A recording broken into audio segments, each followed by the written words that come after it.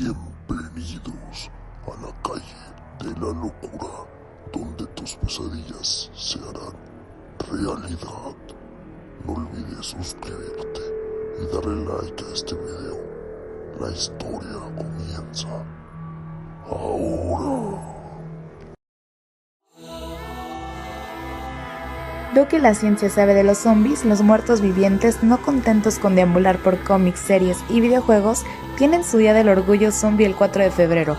No es poca cosa para una figura del folclore de una pequeña isla del Caribe marcada por la esclavitud y las creencias africanas. Su fama macabra ha llevado a los científicos a investigar si estos seres suspendidos entre la vida y muerte tienen base real. ¿Hubo alguna vez zombies? Lo más verosímil es pensar en una mitología fomentada para dominar el Haití profundo con leyendas sobre los africanos convertidos en esclavos. Pero, ¿qué hay detrás de estos seres forzados a regresar de ultratumba mediante ritos mágicos, despojados de su espíritu y esclavizados? ¿Pura fantasía como ocurre con las leyendas de vampiros, lobisones y momias que inspiraron al cine de terror? ¿O acaso tienen algún asidero material que la ciencia pueda explicar? Hagamos un poco de historia.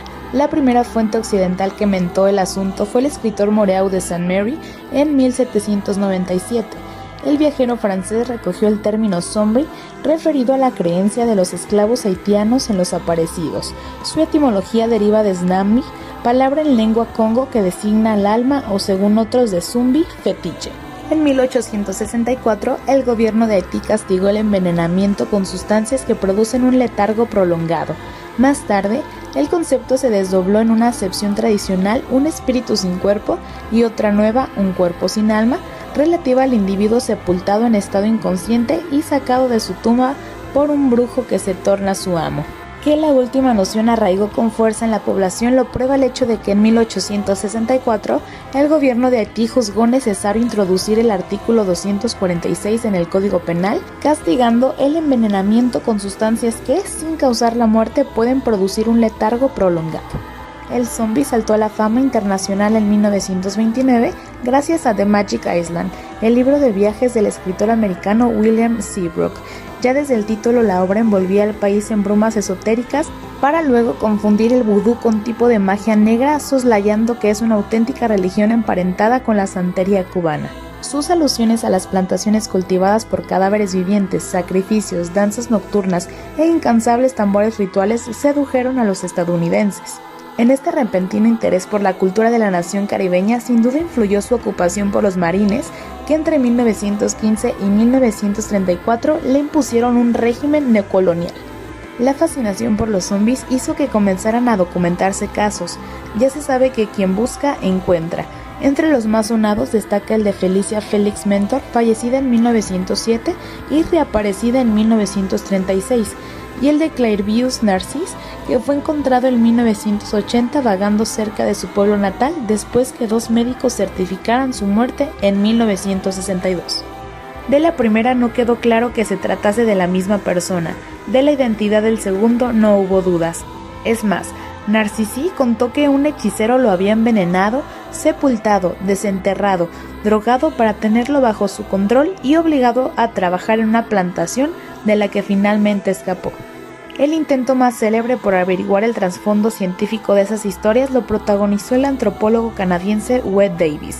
A principios de la década de los 80, el Indiana Jones de la etnobotánica se adentró en las herméticas sociedades secretas de Haití y regresó con una explicación.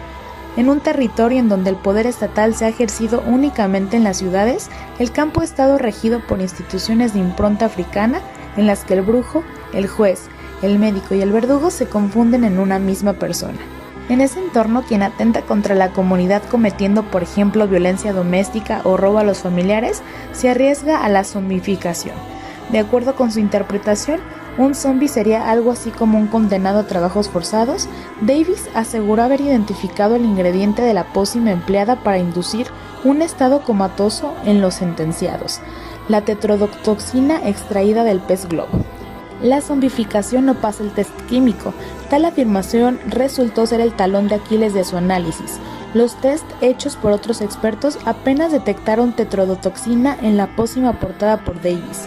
Otros negaron a esa sustancia tóxica el poder de crear individuos manipulables.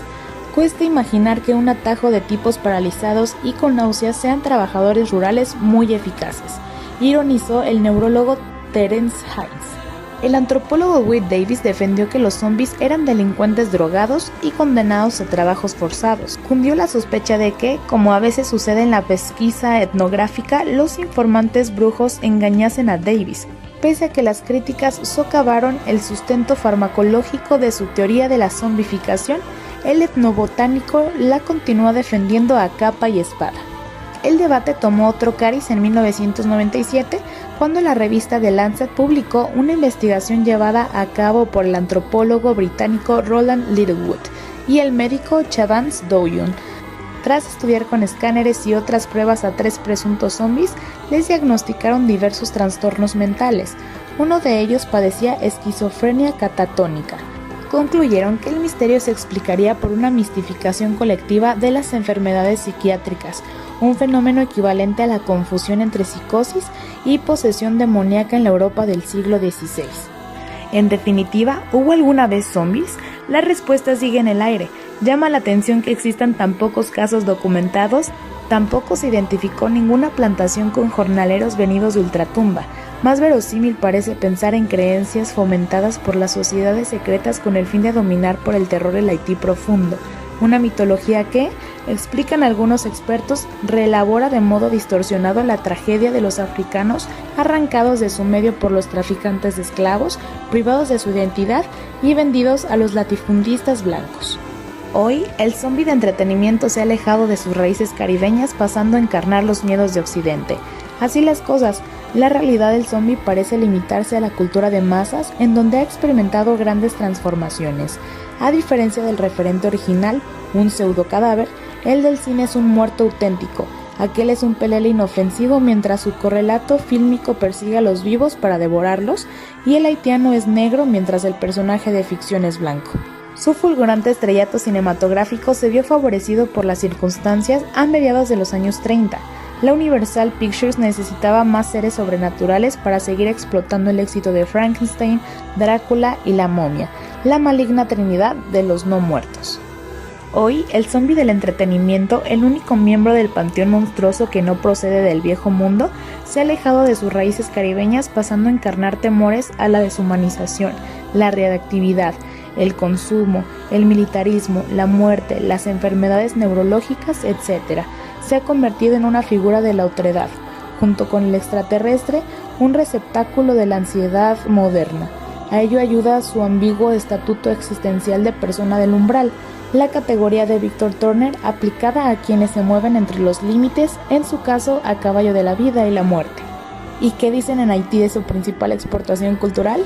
A la patria del invento no dejan de llegar periodistas a producir el enésimo reportaje sobre el tema, alimentando la demanda de historias sobre muertos ambulantes y con ello un aumento de las denuncias de fraude. Espero les haya gustado. No olviden activar las notificaciones para más videos así. Hasta luego.